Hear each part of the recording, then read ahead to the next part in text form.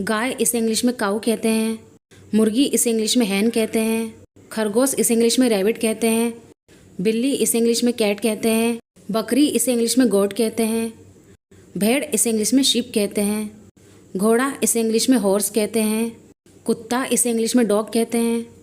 तोता इसे इंग्लिश में पैरट कहते हैं। कबूतर इसे इंग्लिश में पिजन कहते हैं। बैल इसे इंग्लिश में ऑक्स कहते हैं। भैंस इसे इंग्लिश में बफेलो कहते हैं। मुर्गा इसे इंग्लिश में कॉक कहते हैं। बत्तख इसे इंग्लिश में डक कहते हैं।